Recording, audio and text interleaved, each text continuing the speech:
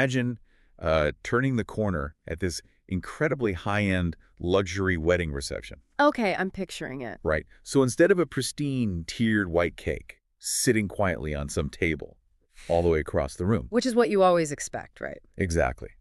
But instead of that, you are suddenly staring at this massive 8-foot-tall glowing acrylic wall. Oh, wow. Yeah. And it's completely covered in perfectly aligned neon pink macarons. That is quite the visual. And a guest in a full tuxedo is literally plucking one right off the wall. Just grabbing it. I love that. Right. Welcome to today's deep dive, everyone. Because, if you've attended a modern event recently, you've probably noticed that the traditional, highly structured sit-down dinner is, well, it's fading. It really is. It's totally shifting. Guests don't want to just sit there and passively watch a couple cut a cake anymore. I mean, they want an immersive, interactive experience. Right. And surprisingly, the dessert course is actually the exact thing leading this revolution. It's so true. And it really is a fascinating shift in consumer behavior, honestly. We are seeing this complete rejection of passive observation. Yeah. People want active participation. And food, specifically the sweet stuff, has become this ultimate medium for that transition because, well, it inherently brings people together. Exactly. Which brings us to the actual centerpiece of our deep dive today. We are pulling some incredible insights from a massive trove of data and guidance from the Weddizer website. Mm-hmm. Specifically, we're looking at their food and drink section. And they are calling this the absolute ultimate wedding trend for 2026. The dessert walls. Yes. Dessert walls as interactive sweet displays. Which, sounds pretty simple on the surface. Yeah. But when you look at the mechanics of it, it's just a brilliant look at how a single architectural choice can completely alter the physical flow and really the emotional energy of a room. So our mission today is to unpack exactly why these vertical sweet displays are taking over. We're going to explore the pastry science and the structural engineering required to actually pull this off. Because it's a lot harder than it looks. Oh, absolutely. And we'll distill the practical styling and hiring guidance that the Weddizer platform offers. Because, if you are planning a wedding right now, your budget is probably already stretched really thin. Oh, definitely. And your stress levels are through the roof. Right. So it is one thing to see a gorgeous wall of treats on social media, but it is an entirely different beast to actually build one that doesn't, melt or collapse or cause some massive hygienic disaster. Yeah, those unseen logistics are what actually make the visual magic possible. If you don't engineer the wall correctly, you don't have a trend. You just have a mess. Exactly. You just have a very expensive mess on the floor. Right. So if you are currently hunting for event inspiration, or honestly, even if you were just fascinated by the psychology of event design. And how trends take over a culture. Exactly. Then you're in the right place. So let's start with the extinction of the traditional dessert table. RIP to the dessert table. Truly. To really understand this shift, think about a standard flat table with a tiered cake right in the middle. It functions exactly like a museum exhibit. Oh, that's a great way to put it. Right. Like you walk up, you respectfully stare at the cake from a very safe distance. Maybe you take a picture. Mm-hmm. And then you just stand in a line waiting for someone in a uniform to hand you a tiny slice on a tiny plate. It practically comes with an invisible, please do not touch the art sign. Yes. It's incredibly formal, and formality, well, it often stifles organic socializing. But a dessert wall flips that entirely. It's not a museum anymore. It's an interactive science center. Right. And what do you do at a science center? You walk up, you push buttons, you pull levers, you touch things. You engage with it. Exactly. A vertical display is literally designed for you to walk up, reach out, and physically engage with the architecture. It's inherently tactile. And what's fascinating here is that tactile nature is really the defining psychological shift.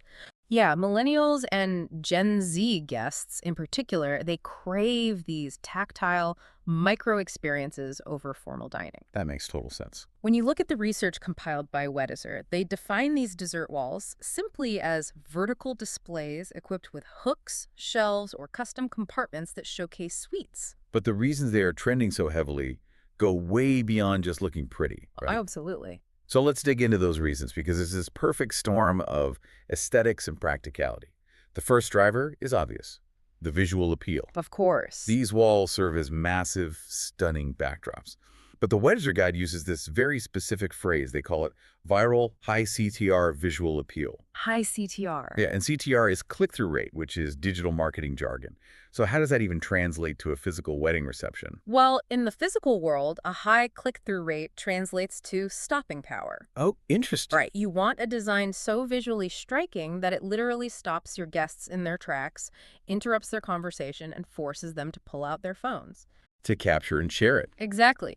In the era of social media, the physical space of an event absolutely must cater to digital sharing. A flat table just doesn't photograph well in a crowded room. No, you mostly just get pictures of people's backs leaning over a tablecloth. Yeah, exactly. But a vertical wall acts like a billboard.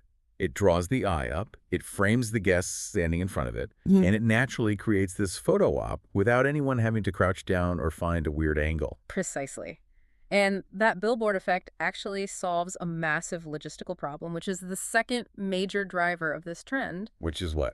Space-saving design. Right. Venue spaces are shrinking, or at least, the cost per square foot is absolutely skyrocketing right now. Oh, for sure. Couples are dealing with tight venue spaces, but they simultaneously feel this huge pressure to create these massive Instagrammable moments. So how do you solve that? You build up, not out. Oh, wow. Yeah. A traditional buffet table can take up, like, 20 square feet of prime real estate, and it creates a terrible bottleneck of human traffic. People just awkwardly hovering around the fork. Exactly. But a vertical wall takes up maybe 3 square feet of floor space, and it naturally disperses the crowd outward. You're turning a storage problem into a literal feature. I love that. So we understand the spatial dynamics and the psychology now. Let's talk about the actual menu. The best part. Yes, because this is where the physics of food gets really interesting.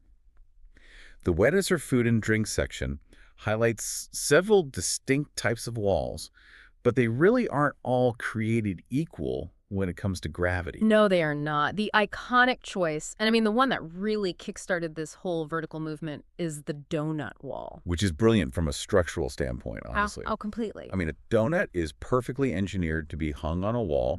It literally has a hole in the middle. Its density is relatively uniform, and the structural integrity of fried dough holds up really well against, like, a wooden peg. Exactly. The physics of a donut wall are incredibly forgiving. Plus, it's highly customizable with all the different glazes, and it immediately injects this casual, highly energetic vibe into the room. Definitely. But then the guide moves on to macaron walls. Oh, boy. Yeah, which are described as elegant, colorful, and arranged in stunning geometric patterns for luxury weddings. Okay, wait. Pause right there. Okay, let's unpack this, because donuts make sense.